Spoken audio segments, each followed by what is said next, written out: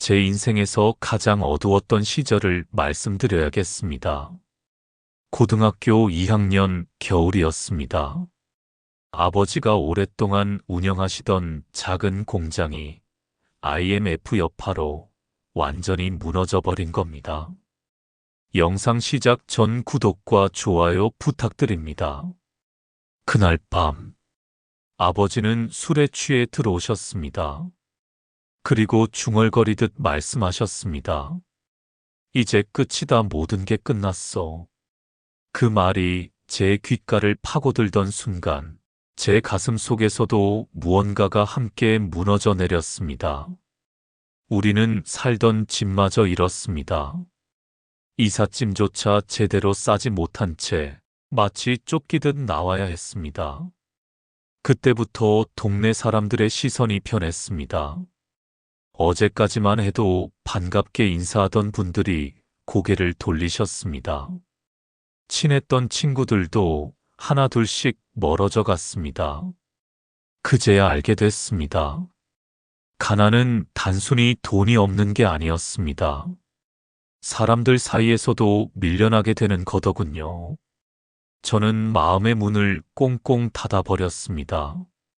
학교에서도 말수가 줄었고 집에 오면 곧장 방으로 들어가 문을 걸어 잠갔습니다. 세상과 단절된 채 그렇게 지내던 날들이 몇 달이나 이어졌습니다. 그 시절 제 곁에 남아있던 건 딱 두 가지뿐이었습니다. 하나는 낡은 만화책, 어릴 적부터 모아두었던 책들이었습니다. 주인공이 어떤 시련도 이겨내고 결국 승리하는 이야기들. 그걸 읽으며 저도 언젠가는 대단한 사람이 될 거라 스스로를 달랬습니다. 지금 생각하면 참 순진한 착각이었지만 그때는 그것만이 버틸 수 있는 유일한 희망이었습니다. 또 하나는 라디오였습니다.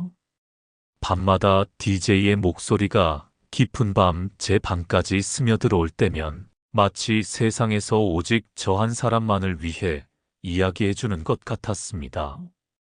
특히 사연을 읽어주는 시간이 되면 저는 더 귀를 기울였습니다. 저보다 더 힘든 사람들의 이야기를 들으며 혼자 울곤 했습니다. 그들의 아픔이 제 아픔과 겹쳐지면서 묘하게도 위로가 되었거든요. 세상 모든 사람이 등을 돌린 것 같았던 그 시절.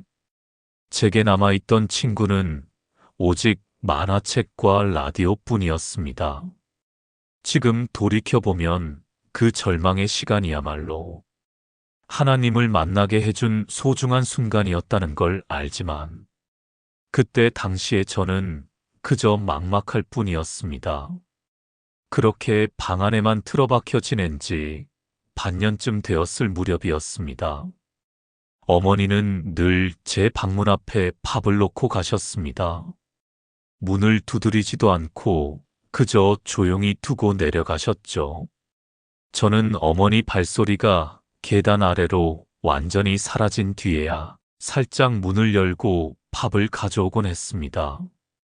그런데 어느 날 저녁, 평소와는 다른 일이 벌어졌습니다. 어머니가 제 방문을 살짝 열고 들어오신 겁니다. 놀란 제 얼굴을 바라보시던 어머니는 미안하다는 듯 작은 목소리로 말씀하셨습니다. 아들아, 밥 좀 같이 먹자. 거절하고 싶었습니다. 하지만 어머니 얼굴에 드리워진 깊은 피로감을 보니 차마 그러질 못했습니다. 어쩔 수 없이 식탁에 앉았습니다. 그런데 어머니는 밥을 드시다 말고 젓가락을 내려놓으셨습니다. 그리고 조용히 하늘을 바라보며 이렇게 말씀하셨습니다. 하늘은 내가 다시 일어서길 기다리고 계셔. 그 한마디였습니다. 그 뒤로 더 이상 아무 말씀도 하지 않으셨습니다. 하지만 그 말은 제 가슴 깊숙이 박혔습니다. 밥을 먹는 내내, 그리고 다시 방으로 돌아와서도 그 말만 계속 맴돌았습니다. 하늘이 나를 기다리고 있다고? 처음엔 단순히 위로라고만 생각했습니다. 하지만 밤이 깊어갈수록 그 말은 점점 더 무겁게 다가왔습니다. 평소처럼 라디오를 켰지만 그날은 이상하게도 집중이 되지 않았습니다. 결국 그날 밤, 저는 라디오를 끄고 처음으로 무릎을 꿇었습니다. 어색했습니다. 기도라는 게 뭔지도 몰랐고 하나님이 정말 계신지도 알 수 없었으니까요. 하지만 어머니 말씀은 계속 귓가에 맴돌았습니다. 저는 떨리는 목소리로 중얼거렸습니다. 하나님 정말 계시다면 저 좀 살려주세요. 이렇게 숨어 있기만 한 게 아니라 다시 살 수 있게 해주세요. 짧은 기도였습니다. 그런데 그 순간 제 안에서 무언가 무너져 내렸습니다. 지금까지 쌓아왔던 원망과 절망이 눈물과 함께 쏟아져 내렸습니다. 그리고 그날 밤, 저는 오랜만에 깊이 잠들 수 있었습니다. 그 이후로 이상한 일이 일어났습니다. 만화책을 펼쳐도 예전처럼 몰입되지 않았고, 라디오 소리도 더 이상 달콤하게 들리지 않았습니다. 마치 제가 붙잡고 있던 것들이 이제는 저를 놓아주려는 듯 했습니다. 대신 제 마음 한켠에서는 아직은 잘 모르겠지만 뭔가 다른 것을 찾아야 한다는 작은 목소리가 들리기 시작했습니다. 어머니는 그날 이후 특별한 말씀을 더하지 않으셨습니다. 하지만 제 마음 안에서는 하나님을 향한 작은 문이 조용히 열리고 있었습니다. 조금씩 마음의 문을 열어가던 그때 대학 입시를 준비해야 할 시기가 다가왔습니다. 집안 형편을 생각하면 포기하는 게 맞았지만 어머니는 끝까지 포기하지 말라고 하셨습니다. 결국 지방의 작은 대학에 간신히 합격할 수 있었습니다. 하지만 대학에 들어갔다고 모든 게 해결된 건 아니었습니다. 오히려 진짜 생존이 시작된 것이었죠. 기숙사비조차 낼 수 없어 학교 근처 반지하 원룸을 얻었습니다. 보증금도 없었기에 월세를 두세 달씩 밀리는 건 흔한 일이었습니다. 그때 저는 정말 별의별 아르바이트를 다 했습니다.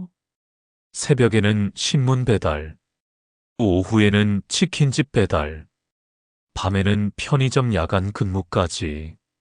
잠은 하루에 서너 시간밖에 잘 수 없었습니다. 그러니 수업 시간에 졸거나 아예 빠지는 날이 많았습니다. 가장 힘들었던 건 먹는 문제였습니다. 라면 하나로 하루를 버티는 게 다반사였고 어쩔 땐 물로 허기를 달래야 할 때도 있었습니다. 친구들이 맛있는 걸 먹으러 가자고 하면 저는 늘 핑계를 대고 피했습니다. 차라리 혼자 있는 게 마음이 편했으니까요. 그런데 그런 절망 속에서도 저는 조금씩 교회를 찾아가기 시작했습니다. 처음엔 그냥 따뜻한 곳에서 잠시 쉬고 싶어서였습니다. 겨울이면 난방비를 아끼느라 원룸 보일러를 거의 틀지 못했거든요. 교회에 가면 따뜻했고 가끔 간식도 주셨습니다. 무엇보다 아무도 저에게 뭘 요구하지 않았습니다. 어느 일요일 오후였습니다.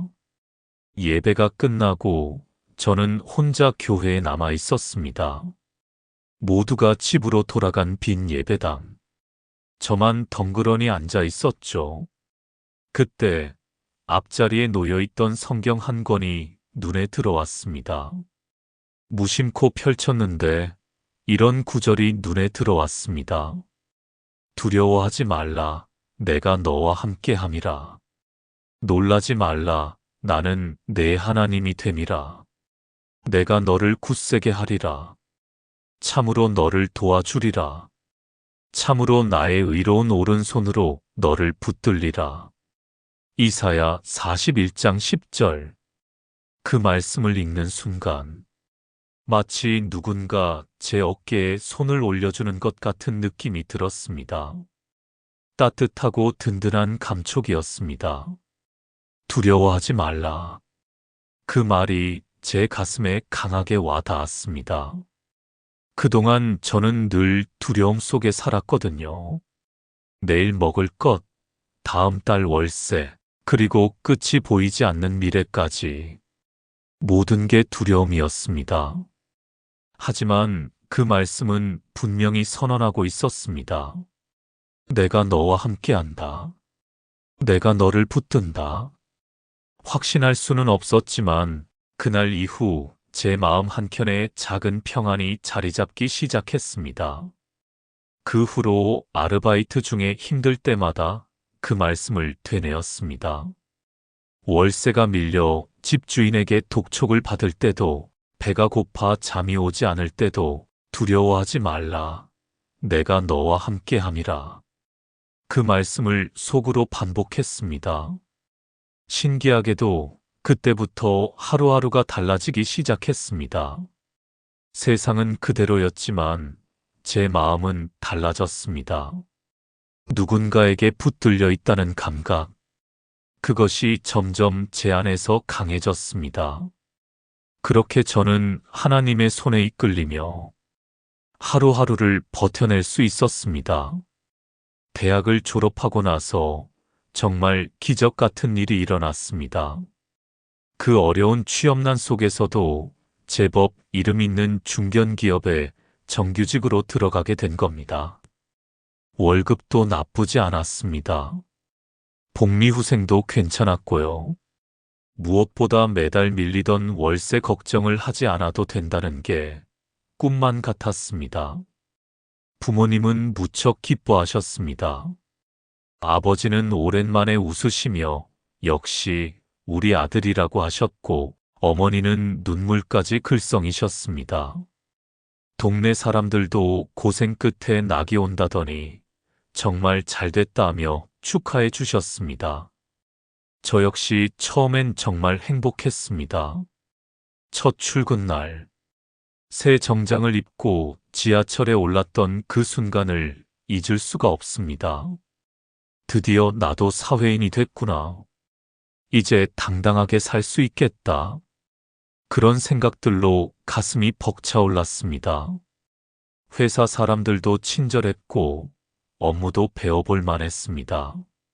하지만 시간이 지나면서 뭔가 조금씩 어긋나기 시작했습니다. 처음엔 신입사원이니까 당연하다고 여겼습니다. 야근도, 주말 출근도, 이유 없는 눈치도 다 참을 만했죠. 그런데 1년, 2년이 지나면서 이상한 감정이 들기 시작했습니다. 결정적인 순간은 회식 자리에서 벌어졌습니다. 부장님이 술에 취해 신입사원들을 모아놓고 말씀하셨습니다. 너희들 회사에서는 감정 같은 거 버려야 해. 우리는 다 기계야. 감정을 가지고 일하면 망하는 거다. 집에 갈 때 감정은 현관에다 벗어놓고 와. 주변 선배들은 웃으며 고개를 끄덕였습니다. 하지만 저는 도저히 웃을 수가 없었습니다. 기계라고? 감정을 버리라고? 그 말이 제 가슴에 돌덩이처럼 박혀 떨어지지 않았습니다. 집에 돌아와 거울을 보았습니다. 거기에 비친 사람이 정말 제가 맞나 싶었습니다.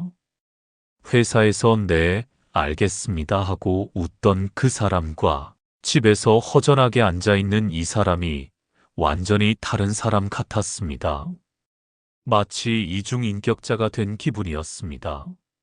매일 아침 출근길은 점점 무거워졌습니다. 지하철 안을 둘러보니 직장인들의 표정이 눈에 들어왔습니다. 다들 저와 같은 표정이었습니다. 피곤하고 무언가에 체념한 듯한 얼굴들. 그러던 어느 일요일, 오랜만에 대학 시절 다니던 작은 교회를 찾았습니다. 예배 중에 목사님이 이런 말씀을 하셨습니다. 하나님은 우리를 기계로 만드시지 않으셨습니다. 감정을 가진 존재로, 사랑할 수 있는 존재로 창조하셨어요. 그 말씀을 듣는 순간 가슴이 먹먹해졌습니다. 맞아. 나는 기계가 아닌데. 예배가 끝난 뒤 집에 돌아와 무릎을 꿇고 기도했습니다. 하나님, 이 길이 정말 맞나요? 안정되고 돈도 벌고 남들이 부러워하는 삶인데 왜 이렇게 공허한 걸까요? 제가 잘못 생각하는 건가요? 그날 밤은 잠이 오지 않았습니다. 창밖을 내다보니 수많은 아파트 불빛이 반짝이고 있었습니다. 그리고 문득 이런 생각이 들었습니다.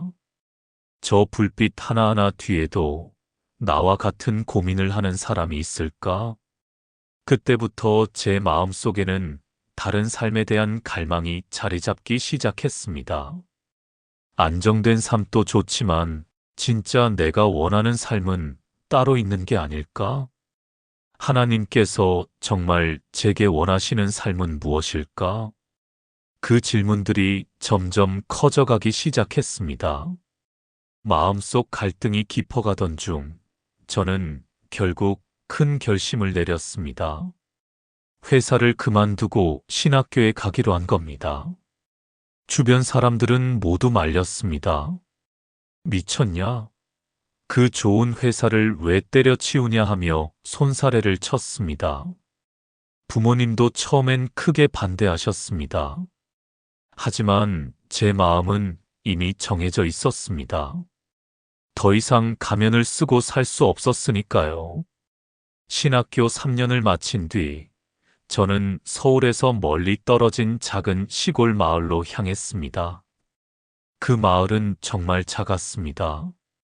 인구가 채 200명도 안 되는 대부분이 어르신들이 사는 곳이었죠. 교회는 따로 없었습니다. 마을 유일한 마을회관 2층을 빌려 예배를 시작하기로 했습니다. 처음 그 공간을 봤을 때는 정말 막막했습니다. 넓지도 않은 방, 낡은 의자 10대 개, 구석에는 먼지 쌓인 탁자 하나. 그게 전부였습니다. 서울의 큰 교회들과 비교하면 너무나 초라했습니다. 내가 정말 이런 곳에서 목회를 할 수 있을까? 저도 모르게 한숨이 나왔습니다. 첫 번째 주일이 찾아왔습니다. 전날 밤부터 잠이 오지 않았습니다. 혹시 아무도 안 오면 어떡하지? 나 혼자 예배드리게 되는 건 아닐까? 온갖 걱정에 가슴이 조마조마했습니다. 주일 오전 10시 예배 시간이 되었습니다. 저는 떨리는 마음으로 찬송가를 틀고 이렇게 말했습니다. 예배를 시작하겠습니다. 그런데 정말 아무도 없었습니다. 텅 빈 의자들만 저를 바라보고 있었습니다. 역시 그럴 줄 알았어. 누가 이런 곳에 오겠어? 체념하려는 순간 삐걱거리는 문소리가 들렸습니다.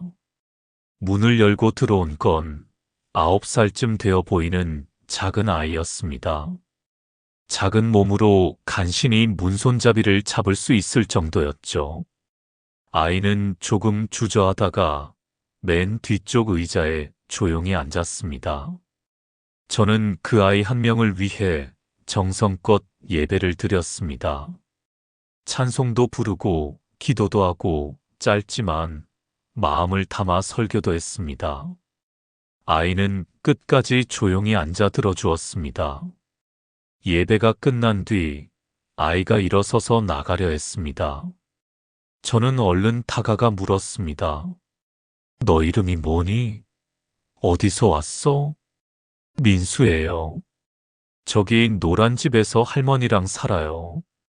그래. 오늘 와줘서 고마워. 다음 주일에도 올 거야? 민수는 잠시 망설였습니다.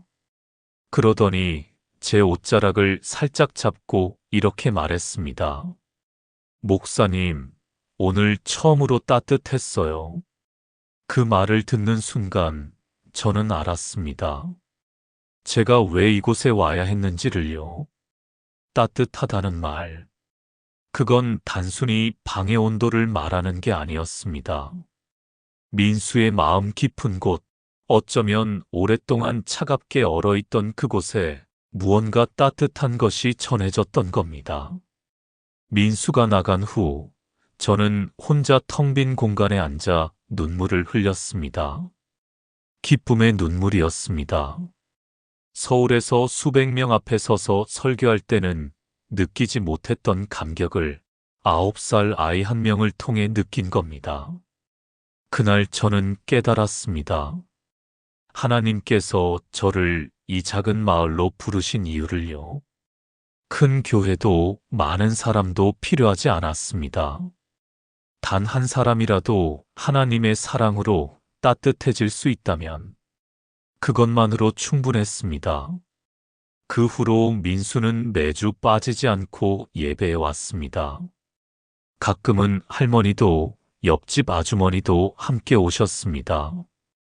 여전히 작은 교회였지만 그 안에는 진짜 따뜻함이 있었습니다. 그제야 저는 알았습니다. 이것이 바로 하나님이 원하시는 목회라는 것을요.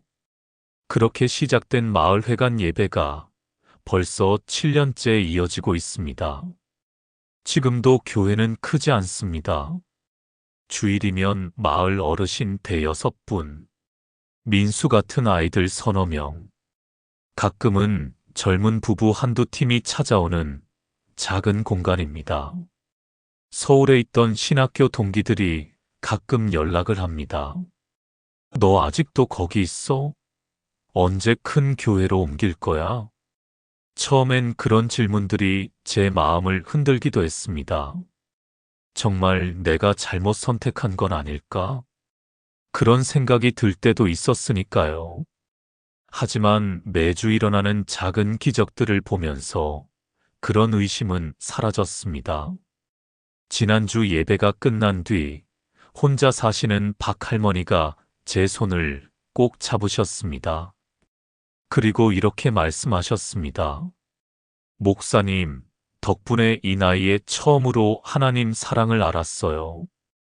이제 죽어도 여한이 없겠어요. 그 순간 저는 또 한 번 깨달았습니다. 교회의 크기나 교인 수가 중요한 게 아니구나. 단 한 사람이라도 하나님을 만나고 그 사랑을 경험한다면 그것이야말로 가장 큰 성공이라는 것을요. 민수는 이제 중학생이 되었습니다. 키도 훌쩍 자라서 어느새 저보다 커졌습니다. 그런데 여전히 매주 빠지지 않고 예배에 옵니다.